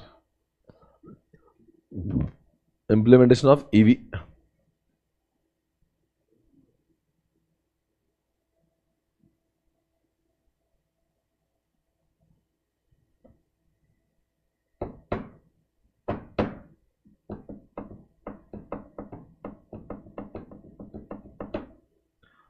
समझ गया? 3 स्टेप्स, स्ट्रैटेजिक चेंज की 3 स्टेप बोलो। नंबर 1, आप पहले रिकॉग्नाइज करते हो कि बदलने का समय। पॉइंट नंबर 2 में फिर अपनी बातें सबको बताते हो। और पॉइंट नंबर 3 में, अरे बोले 3 में क्या करते हैं? सबको बता। इंस्टीट्यूशनलाइजेशन मतलब क्या? सबने मान लिया ना बदल देंगे, तो 3 में बदल डालो। अच्छा, तो 2 पॉइंट ए और बी से तीसरा सही है क्या? क्यों लाना चाहिए भी? सर अगर इतना आपको दर्द हुआ है और फिर भी कुछ नहीं करते, फिर क्या फायदा? अगर आपने ऑलरेडी सबके साथ में शेयर किया है तो पॉइंट नंबर 3 में आपने ईवी को लॉन्च करना चाहिए। अंडरस्टूड ना? इसको बोलते हैं। बताओ 3 स्टेप कौन से? Recognise, shared vision, institutionalisation of change. इसी बात को समझाने के लिए कर्ट लुविन बोला ये बात मैं समझाता हूं, आपको नहीं समझाते। कर्ट लुविन बोला यही मैं स्ट्रैटेजिक चेंज समझाऊंगा, पर मेरे स्टाइल में समझाऊंगा। ये भी स्ट्रैटेजिक चेंज ही समझा रहा है, पर अपने अलग स्टाइल में समझा रहा है। क्या नाम है इसका? Kurt Lewin. अनफ्रीज समझता है? भुला देना मुझे, अनफ्रीज। पुरानी वाली को छोड़ दो।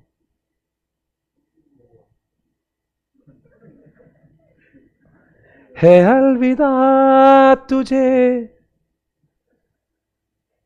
अनफ्रीज यानी कि आप, फ्रीज यानी गले लगा लो, अनफ्रीज यानी कि छोड़ दो। जो अपनी थी उसको, एक जमाने में जो आपकी थी उसको अब छोड़ने का समय, बिकॉज वो आउटडेटेड हो चुकी है। Shut up.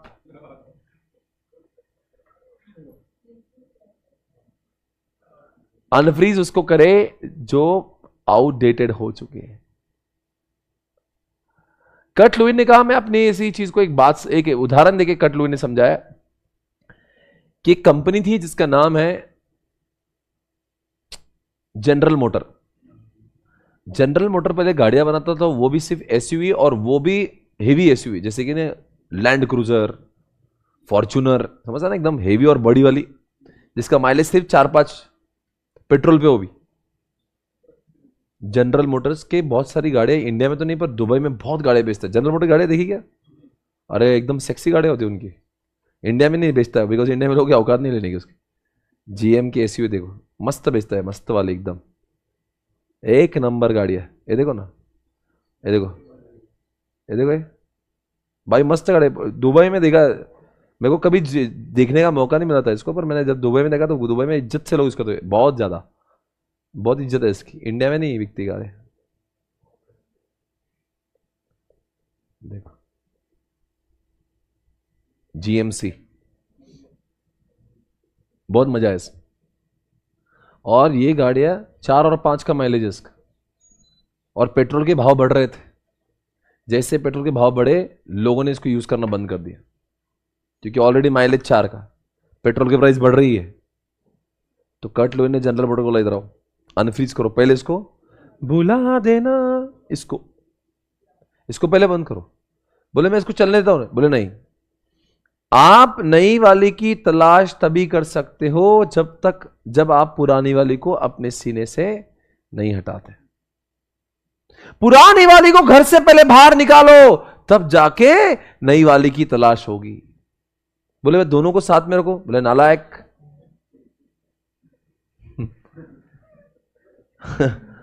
बोले मैं पुरानी वाली और नई, उसको बंद करो, क्योंकि पुरानी वाली साथ में होगी तो नई वाली की तलाश ठीक से नहीं होगी।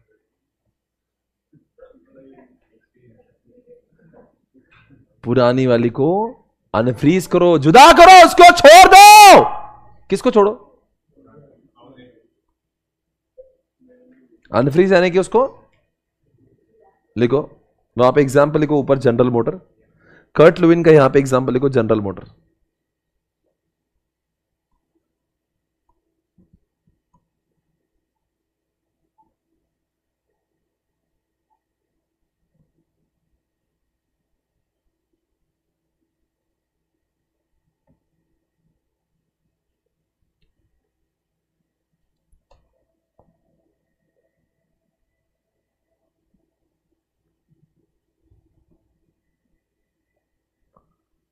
किसका एग्जाम्पल लिखा है? और अनफ्रीज किसको करेंगे? Stop manufacturing.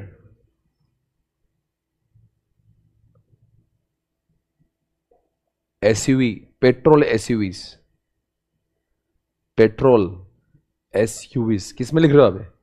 अनफ्रीज में। स्टॉप किसको बोला आपने?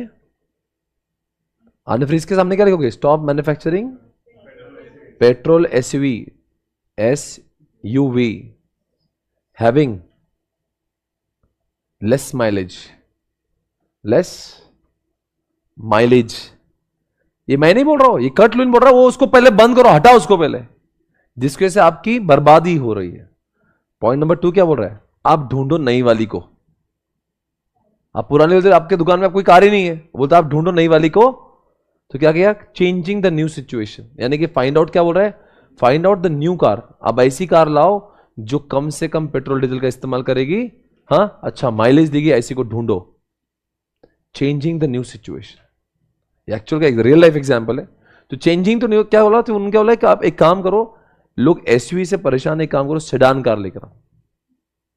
सुनो एक बार ध्यान से, आपने पुरानी वाली को छोड़ दिया तो नई वाली के ऑप्शंस ढूंढो।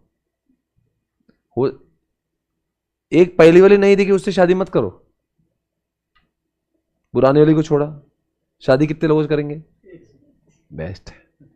फिर भी एक को नहीं, अनेक को देखो, अनेक का कंपैरिजन करो, और उसमें जो सबसे अच्छी है उससे विवाह।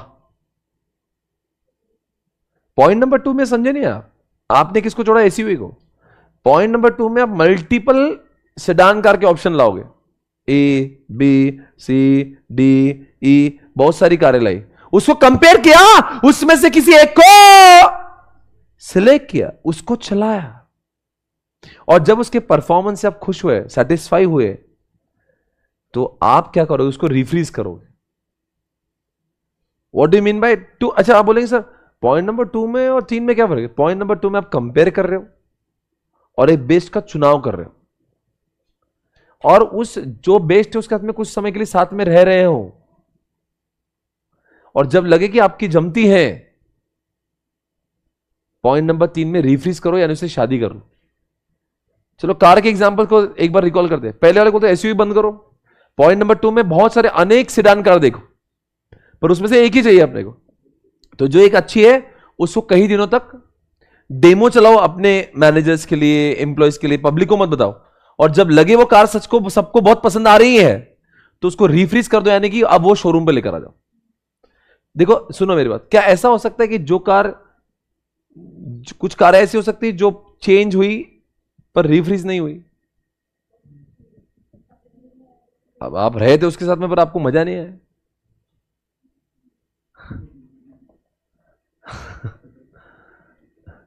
हवली है।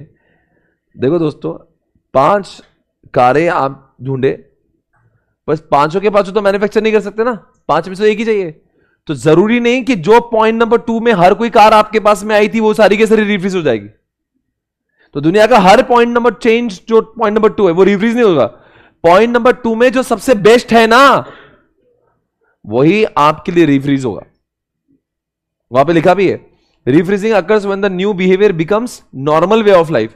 यानी 5 में से जो एक आपने चुनाव किया और जिसके साथ में रह के आपको बहुत मजा आ रहा है, यानी आपको लग रहा है कि यार ये कार जो बहुत है, बहुत ही अच्छी है, बहुत सही चल रही है, तो आपने उसके साथ में रिफ्रीज करना चाहिए, यानी उसको अपना बना लो। तुझे अपना बनाने की कसम खाई है।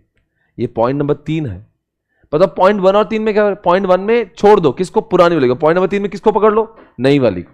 तो फिर अगर नई वाली को लाना ही था तो पुरानी वाली को छोड़ा क्यों? पुराने वाले में कुछ प्रॉब्लम है, एसयूवी में आउटडेट, तो एसयूवी को हटा दिया। सुनो ना, बहुत इजी है, एसयूवी को हटा दिया, पॉइंट नंबर 3 में सेडान को लाया, और दूसरे में क्या क्या चेंज किया? तो अनफ्रीज किया, चेंज किया, रिफ्रीज किया। कॉन्सेप्ट ही इजी है। अरे वही स्ट्रैटेजिक चेंज ही है ये सिर्फ किसने अपने तरीके से समझाया? ये कर्ट लुई ने बोला मैं अपने तरीके से समझाऊंगा इसको। देखो पॉइंट अनफ्रीज में जाके देखो क्या लिखा है। The process of unfreezing simply makes the individual organisation aware of the necessity for change, यानी कि पुरानी वाली को चेंज करो, एंड प्रिपेयर्स देम फॉर, यानी अनफ्रीज में आप पुरानी वाली का छोड़ने का मन बना लेते हो। कभी कभी आप किससे इतने इमोशनली अटैच होते हो आपको छोड़ने का मन ही नहीं करता, हालांकि वो चीज खराब होगी। समझ आ रहा है? कभी कभी ऐसे हो सकता है, आपको पता है शादी भी नहीं हो सकती पर रहना भी उसके साथ ही है, ऐसा नहीं हो सकता। कभी ना कभी आपको एक हार्ड डिसीजन लेना पड़ेगा, इसके साथ में शादी नहीं हो सकती, छोड़ दो आप इसको, don't be emotional, cut off, उसको बोलते unfreeze. Living proposes that the change should not come as a surprise to the member of the organization. Sudden and unannounced change मत करो। सबको बोलो भाई इससे जम रहा नहीं, जिस लड़के के साथ में शादी उसको बोलो भाई तेरे साथ नहीं जमेगा, क्योंकि तू इसे भी शादी नहीं करेगा, bye bye, take care, have a good life, bye bye. कहीं ना कहीं आपको एक हार्श डिसीजन लेना पड़ेगा, एक समय आएगा। वो बोलता है कि पुरानी वाली साथ में इमोशनल अटैचमेंट है पर वो प्रैक्टिकल नहीं है, तो उसको छोड़ दो। तो पॉइंट नंबर 1 इज वो छोड़ दिया। अब छोड़ने के बाद में क्या? नया वाला कोई चाहिए, तो लिखा ना चेंज, चेंज टू क्या लिखा? यानी नई वाली ढूंढो। तो आपने कुछ लिखा है किसके पास में? लिखो स्टार्ट आइडेंटिफाइंग, पॉइंट नंबर 2 में, फ्यूल एफिशिएंट कार्स।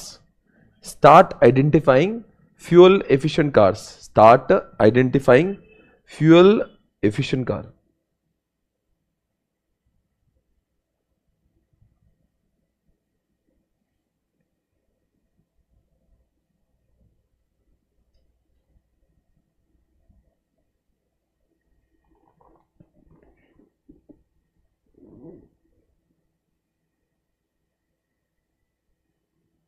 और बताओ अब चेंज होगा तो क्या, चेंज में बहुत सारी आपने 4-5 कार चेंज कर ली।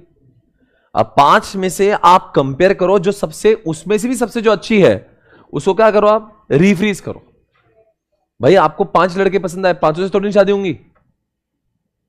5 में सबसे जो बेस्ट है उससे होगा, तो वही है 5 तो आपने पॉइंट नंबर 2 में ढूंढे, उन 5 में कंपेयर किया, जो एक अच्छा लगा कि इसमें मेरी जमती है, वो लिखा ना refreezing occurs when the new behaviour becomes, इसके साथ मैं रहने में बड़ा कंफर्टेबल फील करता हूं, बस यही है वो, समझा? तो बताओ 3 पॉइंट्स कौन से? अनफ्रीज करेंगे, चेंज करेंगे, रीफ्रीज करेंगे। ओके, बाकी सब कल।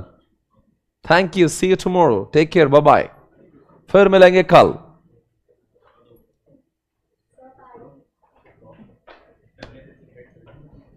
Bye bye guys, bye bye live streaming, take care.